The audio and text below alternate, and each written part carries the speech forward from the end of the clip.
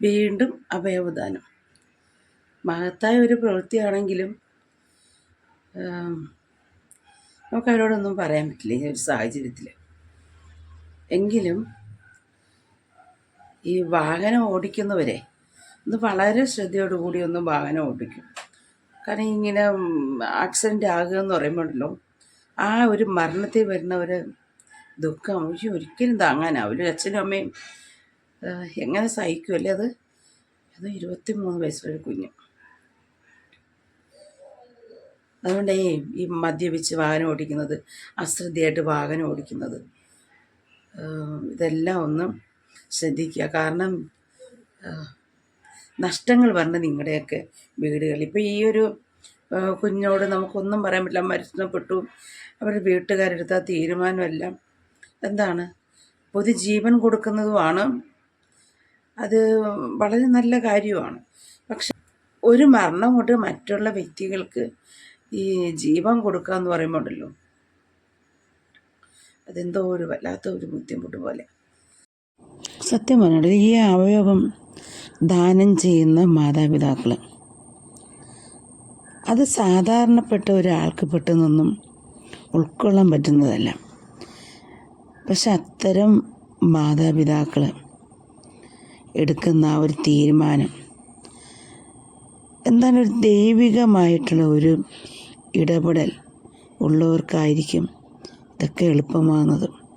അവർക്കായിരിക്കണം ഇത്തരം ഒരു സന്ദർഭത്തിൽ തൻ്റെ പ്രിയപ്പെട്ടവരുടെ അവയവങ്ങൾ വളരെ വേദന കൊണ്ടും രോഗം കൊണ്ടും ദുരിതം അനുഭവിക്കുന്ന വ്യക്തികളിൽ അവർക്ക് ജീവൻ പകർന്നു കൊടുക്കാനായിട്ട് ദാനം ചെയ്യാൻ പറ്റുന്നത്. പക്ഷേ ഈ അവയവം ദാനം ചെയ്യുന്നതിന് മുമ്പേ ഈ വ്യക്തികളുടെ ജീവിത രീതി എന്തായിരുന്നു എന്ന് നമ്മൾ ഓരോ വ്യക്തികളും അറിഞ്ഞിരിക്കണം. മിക്ക ആൾക്കാരുടെയും വൃക്ക കംപ്ലൈൻ്റ് ആകുന്നത്, ഹൃദയ വാൽവ് കംപ്ലൈൻ്റ് ആകുന്നത്, ഉള്ള മദ്യവും മയക്കുമരുന്നും ഉള്ള ഷമ്പുവും കുമ്പുവും ഇന്ന് വേണ്ട ഇത്രയും സാധനങ്ങളെല്ലാം വലിച്ചു കയറ്റി ഈ രോഗം വരുത്തി വെച്ചിട്ട് പിന്നെ വൃക്ക മാറ്റി വെക്കണം, കരൾ മാറ്റി വെക്കണം എന്ന് പറഞ്ഞ് ഇതുപോലെ അവയവദാനം നടക്കുന്നത് നോക്കിയിരിക്കും. എന്നാൽ ഓരോ വ്യക്തികളും ഇത്തരം ദുശ്ശീലങ്ങളിൽ പെട്ട് പോകാതിരിക്കാൻ ആദ്യമേ ശ്രദ്ധിക്കണം. കാരണം ഓരോ മനുഷ്യൻ്റെയും അവയവം എന്നത് ഉരുക്ക് കൊണ്ടോ ഇരുമ്പ് കൊണ്ടോ സ്വർണം കൊണ്ടോ വെള്ളി കൊണ്ടോ പണം കൊണ്ടോ ഉണ്ടാക്കി വച്ചതല്ല. വീണാലൊന്ന് ഒടിഞ്ഞു പോകുന്ന എല്ലുകളും അടിച്ചാൽ മുറിയുന്ന ശരീരവും, എന്തിനേറെ പറയുന്നു, ഒരു വേദന വന്നാൽ ഒരാളുടെ വാക്ക് കേട്ടാൽ പോലും കീറി മുറിയപ്പെടുന്ന ഒരു ഹൃദയവുമാണ് മനുഷ്യനുള്ളത് എന്ന ഓർമ്മ വേണം. പൈതങ്ങൾക്കെല്ലാം രോഗാവസ്ഥകൾ ഇന്ന് കണ്ടുവരുന്നു. ഒന്നും ചെയ്യാൻ പറ്റില്ല. ചില ആൾക്കാർക്ക് അവനവൻ സ്വയം വരുത്തി വെച്ച് കുഴിയിലോട്ട് വീണ് കരയുന്ന വ്യക്തികൾ, സിഗരറ്റ് വലിച്ചു കയറ്റുന്നത്, ഇതൊക്കെ എന്ത് മോശം പ്രവണതയാണ് എന്ന് നമ്മൾ ഓരോ വ്യക്തികളും മനസ്സിലാക്കേണ്ട സമയമാണിത്. കാരണം ഓരോ അവയവദാനം നടക്കുമ്പോഴും ഒരു വ്യക്തിയുടെ ജീവനാണ് മറ്റൊരാൾക്ക് ജീവനേകുന്നത് എന്നും ഓർമ്മയിലിരിക്കേണ്ടത് അത്യാവശ്യമാണ്. ജീവനുള്ള കാലം മൊത്തവും നന്മ ചെയ്ത് ജീവിക്കാനും അവനുള്ള ശരീരം അത് കേടാക്കാതെ സൂക്ഷിക്കുന്നതിനും ഒരു വ്യക്തികൾക്കും കഴിവുണ്ടാകണം. അതിനായിട്ട് തയ്യാറാകണം. എന്തിനേറെ പറയും, നമ്മളിത് കഴിക്കുന്ന ഭക്ഷണം പോലും വിഷമാണ്. അതെല്ലാം അറിഞ്ഞു വെച്ചിട്ടാണ് ഈ ലഹരി ഐറ്റംസ് എല്ലാം വലിച്ച് കയറ്റുന്നത്. എന്തായാലും ആ അമ്മയുടെയും അച്ഛൻ്റെയും മനസ്സിന് ദൈവം അവർക്ക് താങ്ങായിരുന്നത് കൊണ്ടാണ്.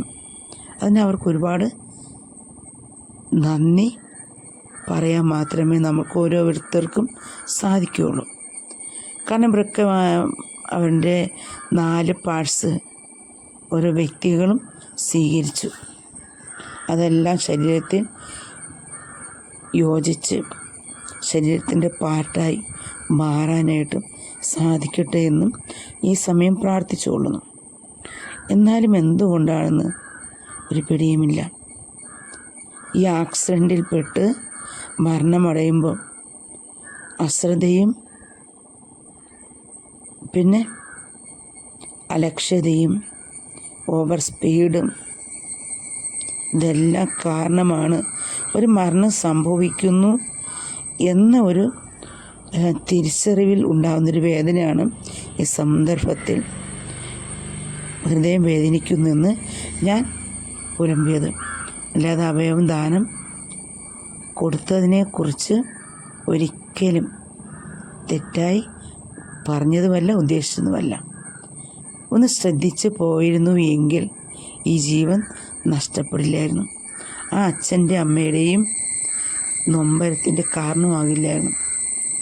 നാളെയുടെ ജീവനും സ്വപ്നങ്ങളും പ്രതീക്ഷകളും ഇങ്ങനെ അസ്തമിക്കില്ലായിരുന്നു എന്നാണ് ഞാൻ ഉദ്ദേശിച്ചത്. അപ്പോൾ ഇത് കേൾക്കുന്നവർക്ക് തൻ്റെ വീട്ടിലുള്ളവരുടെ മനോവേദന ഓർക്കാൻ കഴിയട്ടെ. എത്രയോ ആൾക്കാർ ഇന്ന് നട്ടല് തകർന്ന് ജീവച്ഛവമായിട്ടും വീടുകളിൽ ജീവമരണ പോരാട്ടത്തിൽ കഴിയുന്നു. എന്തുകൊണ്ടാണ്? ഇത്തരം ആക്സിഡൻറ്റിൽപ്പെട്ട് ഒത്തിരി വ്യക്തികൾക്ക് അംഗഭംഗം വന്നതും നമുക്കറിയാമല്ലോ. ഓരോ വണ്ടിയും എടുത്ത് മുന്നോട്ട് പോകുമ്പോഴും അത് ബൈക്കാകട്ടെ, കാറാകട്ടെ, എന്തായാലും ഇന്ന് സൈക്കിളാകട്ടെ, നടന്നു പോകുന്ന കാൽനടയാകട്ടെ, വളരെ ശ്രദ്ധയോടുകൂടി മുന്നോട്ട് പോകാനും 10 മിനിറ്റിന് മുമ്പേ പോകേണ്ട സ്ഥലത്ത് എത്തുന്നതിന് വേണ്ടിയിട്ട് വീട്ടിൽ നിന്ന് ഇറങ്ങിക്കഴിഞ്ഞാൽ നിങ്ങളുടെ ഡ്രൈവിങ് വളരെ സുഗമമാകാനും സന്തോഷത്തോടെ നിങ്ങൾക്ക് നിങ്ങളുടെ യാത്ര പൂർത്തീകരിച്ച് വീട്ടിൽ മടങ്ങി എത്താനാവും എന്നും ഓർപ്പിക്കട്ടെ. ആ ഒരു കുഞ്ഞു അവയുടെയും അവയവും ദാനം ചെയ്തു അല്ലേ, അതൊക്കെ ഓർക്കുമ്പോൾ എന്തുകൊണ്ടോ ഒരു വിഷമം കൂട്ടാൻ.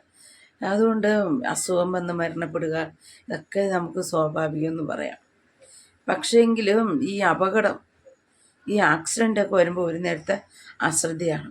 എപ്പോഴും ശ്രദ്ധിക്കും. നിങ്ങളുടെ മുമ്പിൽ വരുന്നത് വീട്ടിൽ പ്രതീക്ഷയുള്ള വ്യക്തികളാണ്. നിങ്ങൾ തിരിച്ചു വരുമെന്ന് കാത്തിരിക്കുന്ന അച്ഛനും അമ്മയും നിങ്ങളുടെ വീട്ടിലുണ്ട്.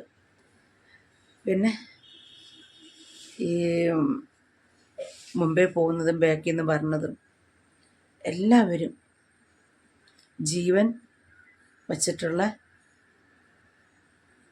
എല്ലാ വ്യക്തികളുടെ ജീവന് പ്രാധാന്യം കൊടുത്ത് മുന്നോട്ട് പോകാനും ഈ മദ്യപാനം അങ്ങനെയെല്ലാം വരുന്നത് ഒന്ന് ആപത്താണ്. പിന്നെ ഇപ്പം ചിലയിടങ്ങളിലുണ്ടല്ലോ ഈ മൃഗങ്ങൾ, അതായത് ഈ പട്ടിയുടെ ശല്യം കാരണം ഭയങ്കര ഒരു അപകടമാണ് സംഭവിക്കുന്നത്. ഈ പൂച്ച ഇതൊക്കെ വന്ന് എത്ര ശ്രദ്ധയോടുകൂടി പോയാൽ പോലും അത് വന്ന് അതിൻ്റെ മുന്നോട്ട് ചാടി ഒത്തിരി അപകടങ്ങളൊക്കെ വരുന്നുണ്ട്. അപ്പം ശ്രദ്ധാപൂർവം ഒന്ന് പതുക്കെ എല്ലാം വണ്ടി ഓടിക്കാനാണ് ശ്രദ്ധിക്കേണ്ടത്. ഇന്നലെ നമ്മളൊരു അപകടം കണ്ടിട്ട് വന്നുള്ളൂ. അത് പിന്നെ ആ ചേച്ചിയുടെ കൈ മൊത്തം അങ്ങ് പൊട്ടി, കയ്യിൽ പൊട്ടി. അതിൻ്റെ അവിടെ ഈ കൈക്കകത്ത് കമ്പി ഇട്ട് വെച്ചേക്കുക. പിന്നെ എത്ര നാൾ അങ്ങനെയാ ഇടണമെന്നറിയില്ല. 1 വർഷത്തോളമൊക്കെ മിക്കവാറും ഇടേണ്ട വരും എന്നാണ് അറിയാൻ കഴിഞ്ഞത്.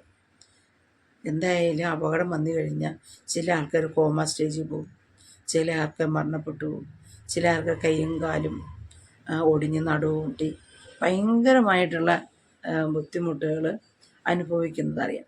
അപ്പം അങ്ങനെ ഒരു സാഹചര്യത്തിൽ വളരെ ശ്രദ്ധയോടുകൂടിയൊക്കെ വണ്ടി ഓടിക്കുകയാണ് ചെയ്യാനുള്ളത്. എന്തായാലും അവയവദാനം മഹത്തരമായ ഒരു ദാനം തന്നെയാണ്. പക്ഷേൽ ഒരു ജീവൻ പൊലിഞ്ഞു പോയെന്ന് പറയുമ്പോൾ ഒരു എന്താണ് വല്ലാത്തൊരു നൊമ്പരമൊക്കെ തോന്നും.